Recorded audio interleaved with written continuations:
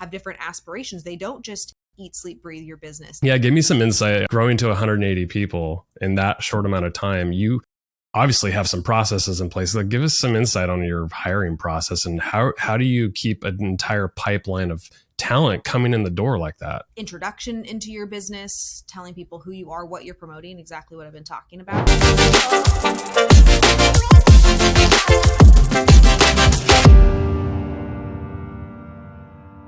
Hey, Natalie, it's a pleasure to have you on Transform Your Workplace.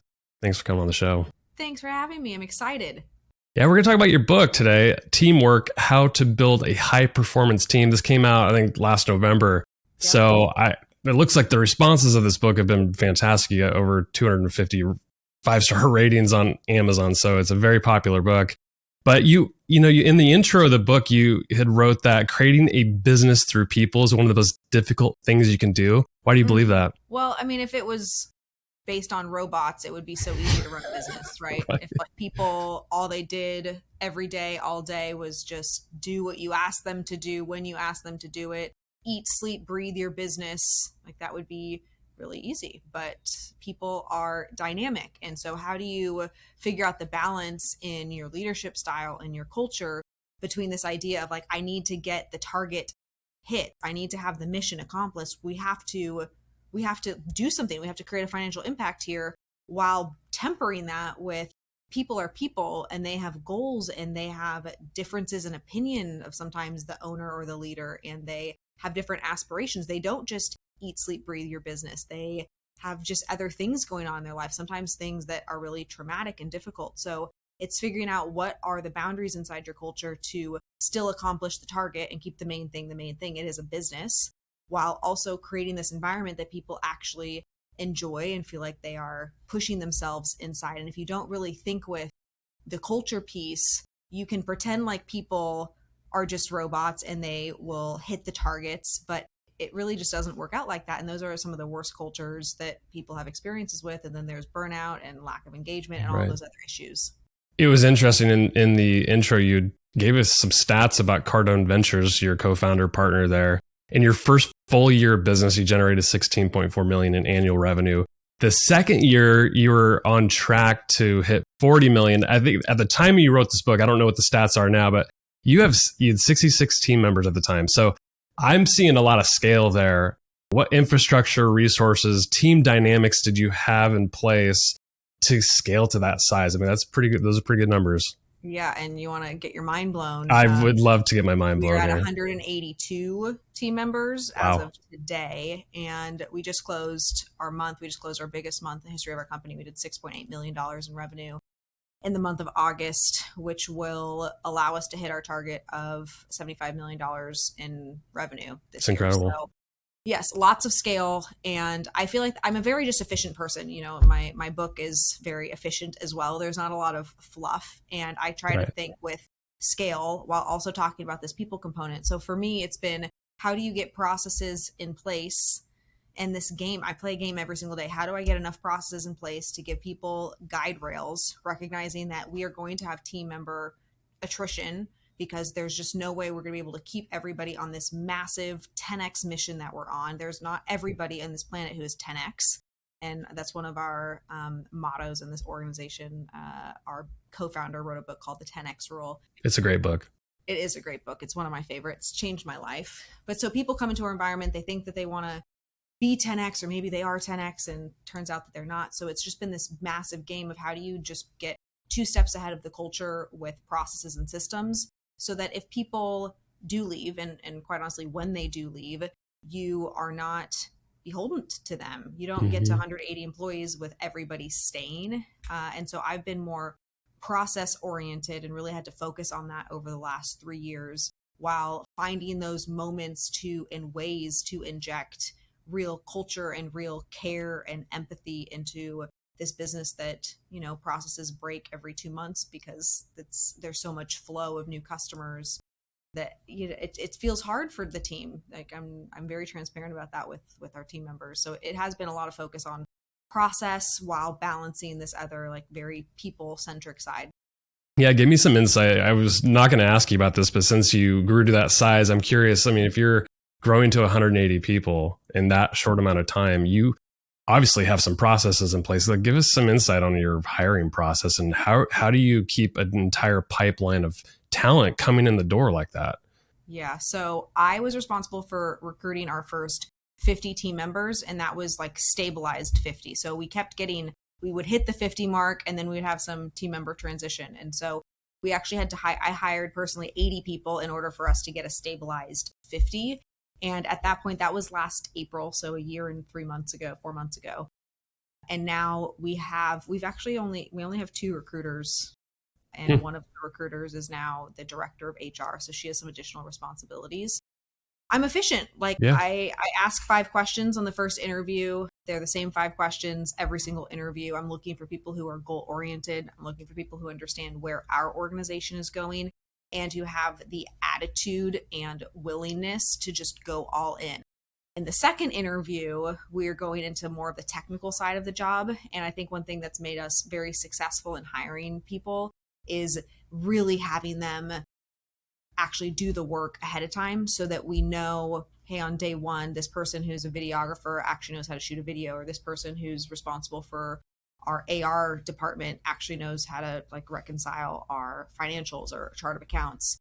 And then this last piece with our core values, like we have 3-step interview process. We truncate it so that on the front end, when we're promoting that we're hiring, when we're promoting what our culture looks like, when we're promoting what successes people are having, they have transparency and visibility into what we're doing. I think a lot of businesses make this mistake of they take this long process that the candidate isn't really aware of what they're doing, and they don't have urgency.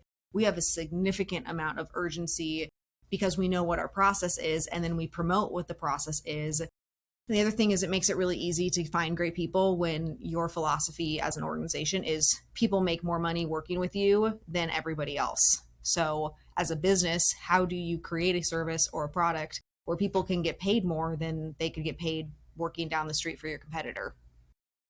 Do you think the brand that you guys have created, Grant Cardone, very popular, the 10X is very popular? I'm sure it strikes a chord with a lot of people, including yourself, that probably want to go work for Cardone Ventures, right? Yep. Talk about the importance of the brand and continuing pipeline of talent that they're literally knocking on the door, probably wanting to work for you. Yeah, we didn't have that at first, to be honest. I know we live in a similar area. Our business was founded in Washington State, and it's not like people were knocking at our door in order to work for us probably before 6 months ago that there was like this pivot that took place, and we kind of watched it happen in our business where we would get more inflow.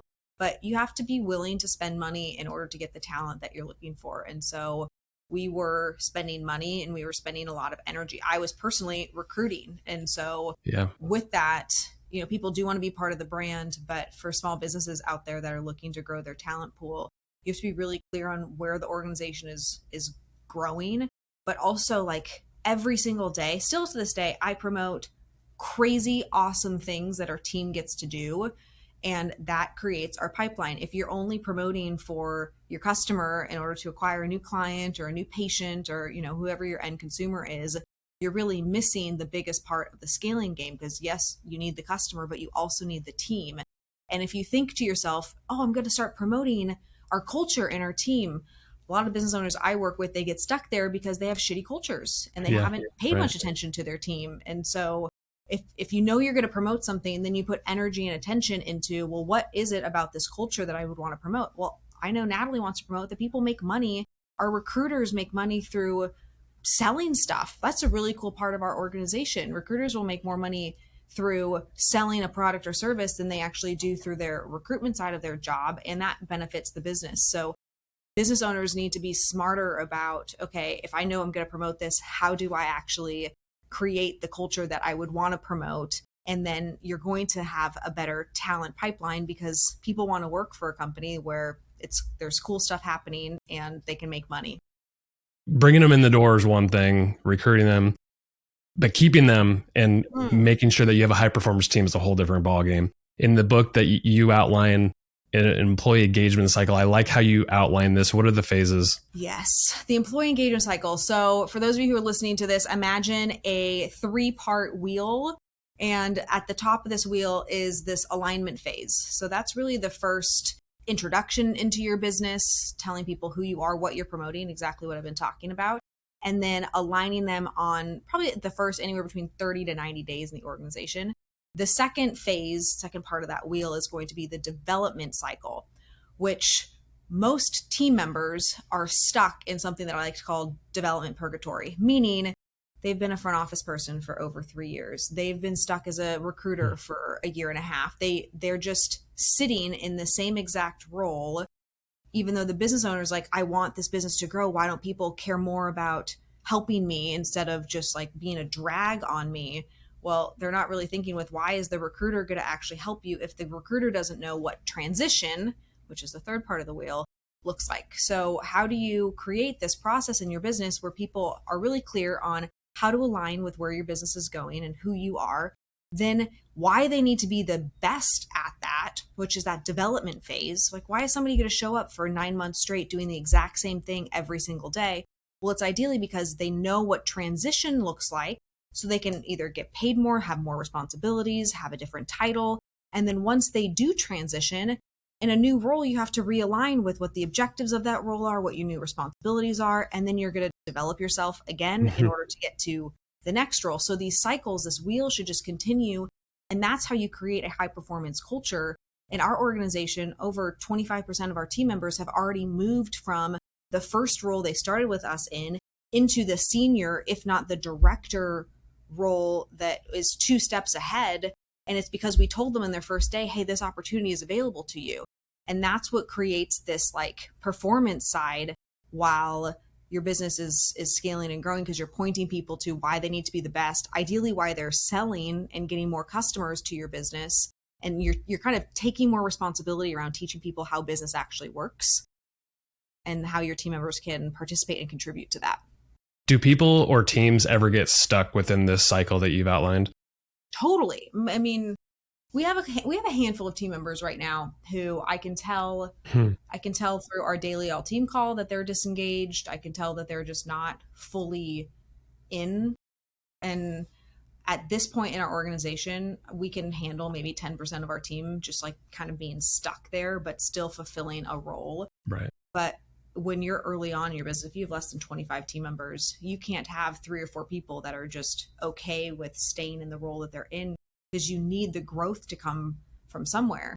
And I always like to think, would I rehire this person? And if I say to myself, I probably wouldn't rehire this person, then that conversation needs to take place. Hey, this really isn't working for us any longer. And we're not shy to let people go when we know that we wouldn't rehire them. Let's hone in on the employee alignment phase. I think this is a really important phase. And oftentimes I think alignment even starts before somebody's hired. Personally, I mean, I think like they're checking out your website, they're looking at your content, they're seeing if they fit the culture. How can an employer set themselves up to hire people that actually align with their business before they even walk in the door? One of the best things employers can do is be really clear about financial transparency. Like if people, that's why I told you how much revenue we did last month. If you are a responsible business owner, you know your numbers and you have confidence that people can make money work in your environment. At the end of the day, people are not there to have some happy, like wonderful job. They're there to make money. Right. If you are clear on what your financials are, it's shocking how many business owners have no idea what their P&L looks like. And they haven't looked at their balance sheet, maybe ever. They might be running their business off of tax returns. So in the promotion of the business, while somebody's aligning with you, if you're think about your talent like a professional sports team. The best athletes on the face of this planet want to know what their free throw percentage is. The best athletes on the face of this planet want to know what their batting average is. Like they are looking at those numbers. And so that is the exact same thing as the financial indicators in your business. And so when you're talking about this as you're promoting it, those people who you are actually looking for are more likely to join you. But then you have to ask yourself, well, why aren't they joining me? If I have just all disengaged team members, it's probably because you're not looking at your financials. You're not promoting that you're winning. And if you're not winning and then you don't feel good about promoting it, it's this vicious cycle that just continues. And so the first thing I would do is say, like, you need to get financial transparency. You need to promote the wins that are taking place so that you're attracting people who want to put a score on the board, who want to help you take it to the next level, but also trust that you are responsible enough to be ethical in the way that you're running a business. The definition of an entrepreneur is somebody who takes on greater than normal financial risk. It's not somebody who has an idea. It's not somebody who can create teams. It's not a leader. It's somebody who creates or who takes on greater than normal financial risk. And yet, if you're not looking at your financials and that isn't really a point of focus for you, you're going to miss out on the whole people game, because high performing talent want to be around people who really understand those things. You talk about mission, vision, value, and the importance of aligning people using those tools. In what ways are you sharing those, communicating them regularly so it sticks with people and they continue to understand that, hey, I fit, I align, I'm going in the same direction as the business is going? Yeah, so we do it in the same boring way that most businesses do it. Like right outside my office here, right, there's like our core values that are actually hanging on the wall. Mm-hmm. Like those things visually, I do think are important. However, we also do this in other creative ways. So every day, our entire organization joins a daily all-team meeting. And at the end of this meeting, we have a team member take open one of our books that's been written by either myself or one of our co-founders. And they open up the book and they like scroll through the pages, and somebody will say, stop.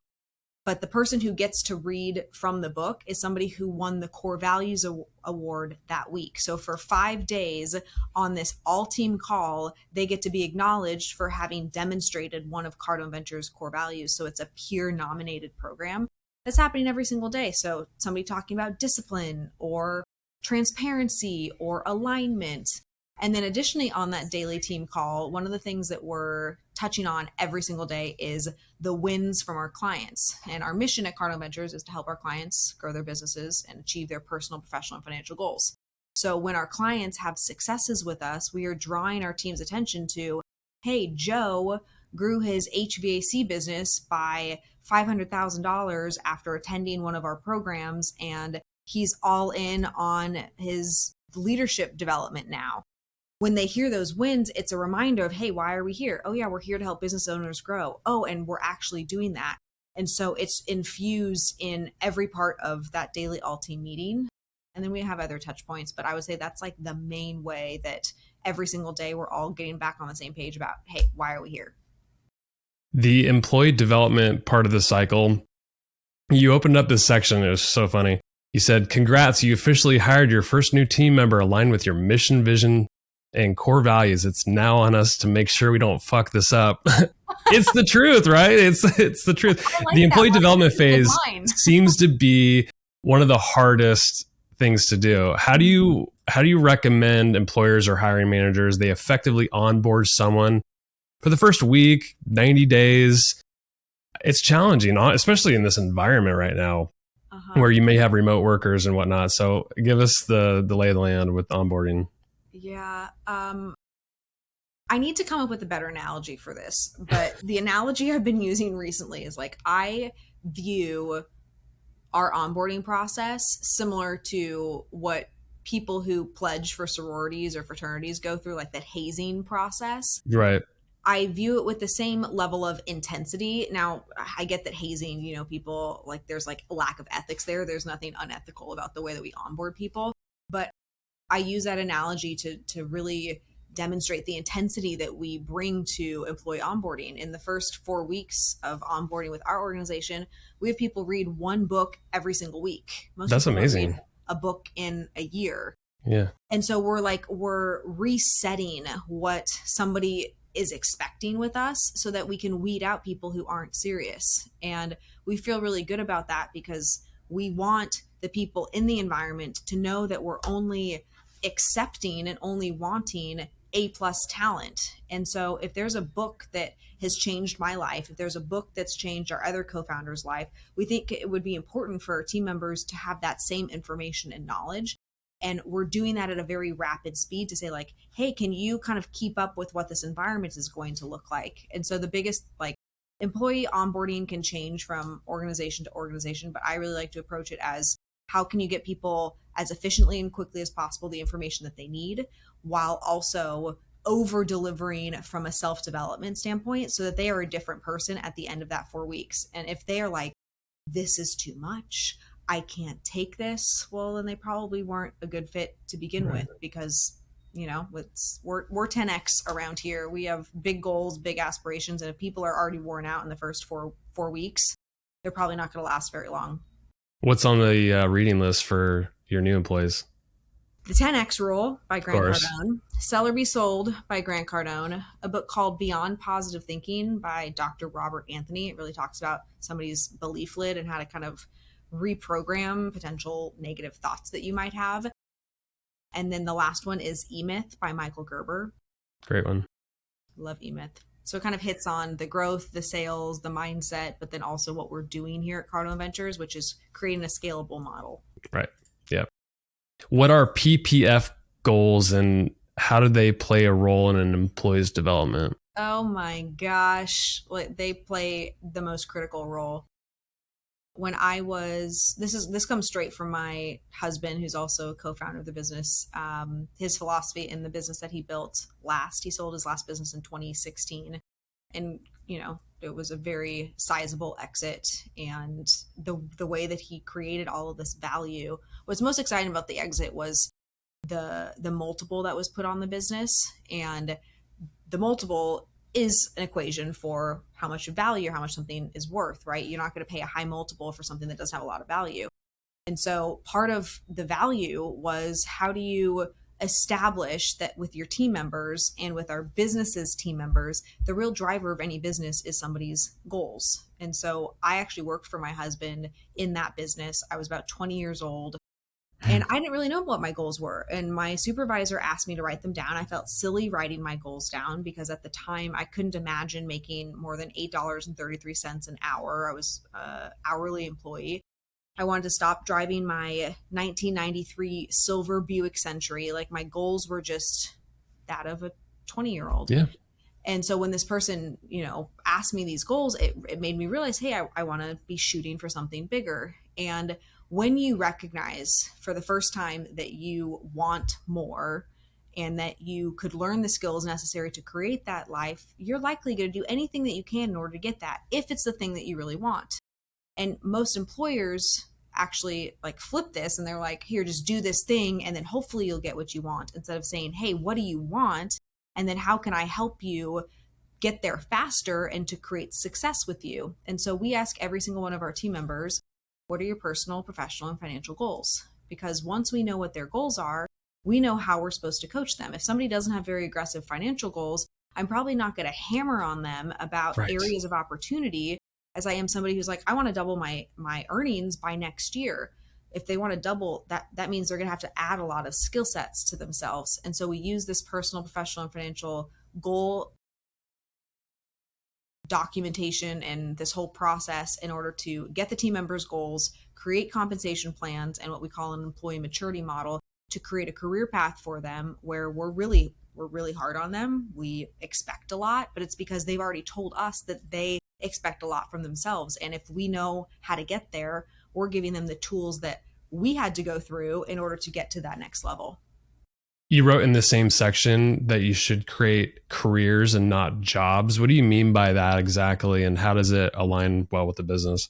We have dozens of team members who it was either their first job or was a fairly entry-level job through working in our organizations. And they've moved from making $50,000 a year to making $250,000 a year through working alongside us. So it's not just about a job, which most people think is very transactional. It's a 9 to 5. I'm going to do these tasks. We're saying, hey, you could start here as a marketing coordinator and be a future partner and have equity in this business because you're all in with helping us solve our biggest problems. And so that's a career. That's like, I'm starting at one place and I'm moving into another. I'm not just stuck in that development purgatory like I was talking about earlier. So I don't think of anything as just like, oh, I don't want people thinking this is just a job here at Cardone Ventures. It's like, no, you have the opportunity to really be a part of something that changes the trajectory of your life. It's your career through working here, but it takes us developing you, which we're willing to do, but we're only willing to invest in team members who show and demonstrate that they're willing to take criticism and to take feedback and to actually pivot and develop skill sets and read books and take courses so that they're ready for those opportunities, instead of us having to hire outside of our organization, we would much rather promote from within. The employee transition, that's the last part of the cycle. And just, I want some clarity on this. So transition, you would mean either they exit the organization or they transition into a newer role. So talking about the career cycle, like you either move forward or you're stuck or you're exiting, right? Performance management is a layer in which we can continue to move people forward or out of the organization. In your opinion, because a lot of people got a ton of opinions about performance management models, performance reviews, one-on-ones, all that stuff. What's the best model? What's the most effective model for performance management?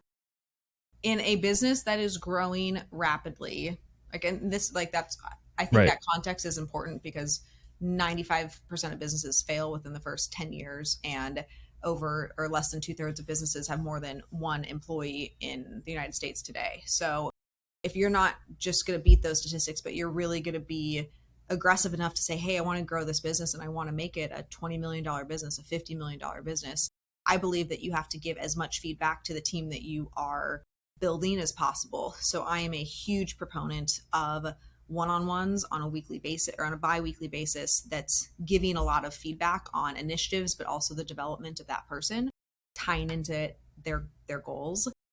And then on the performance management, we're more of a traditional mindset on, hey, strike one, you get told this probably isn't going very well. Let's fix this before it leads to strike two. Strike two happens. We're like, hey, this is more serious.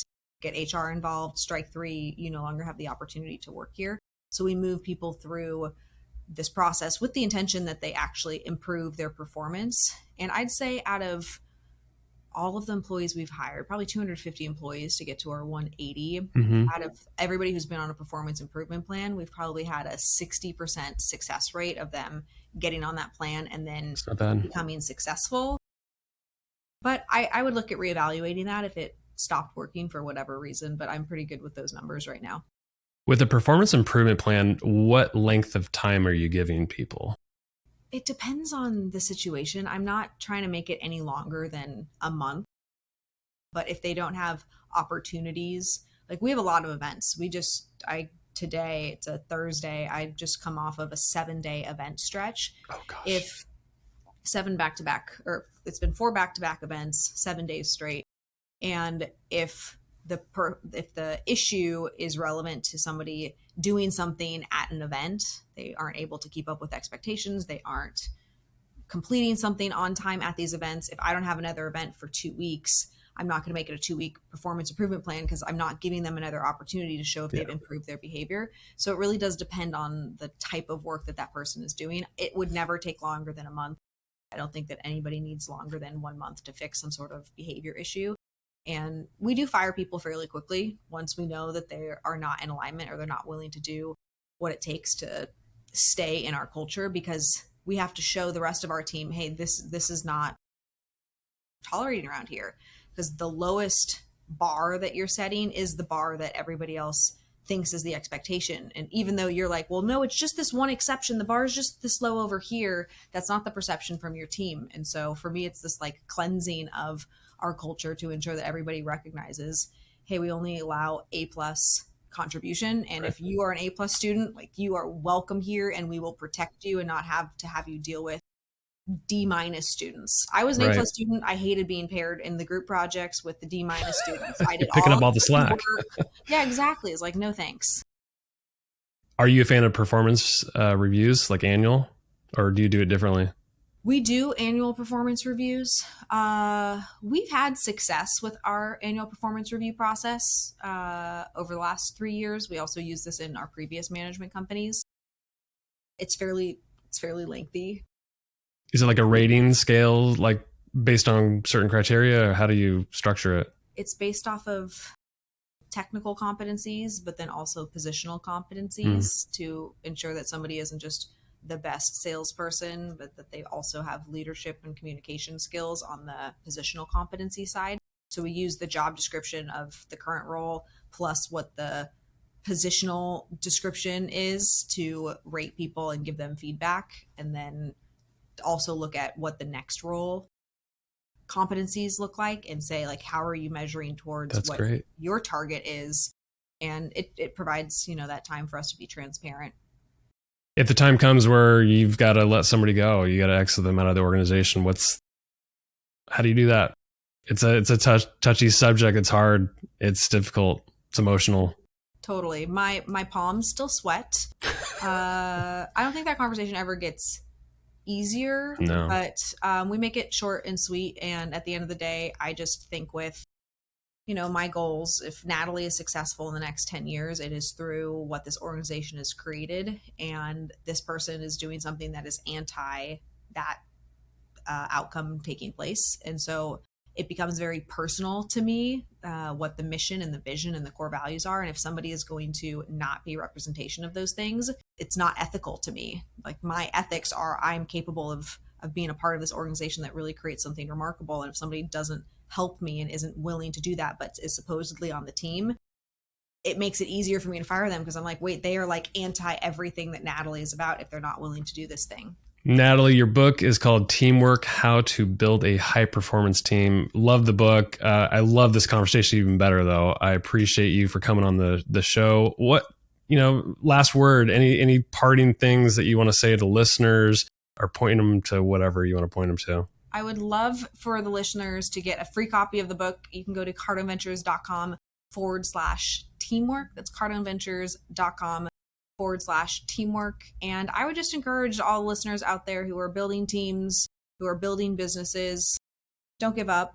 Just figure out this people game. It's not an endless amount of problems to solve. There really is a process and a system to put in place that makes it feel less random. And, I think sometimes it's easy to feel like you just constantly get punched in the face by what feels random. And oftentimes it's really not random. And if you can figure out what your people process is, if you can figure out what you believe in as a business owner and be really clear about that, you're going to find that you can be successful as long as you're clear. So don't give up, keep pushing, and here for any business owner who wants to know how to take that to the next level.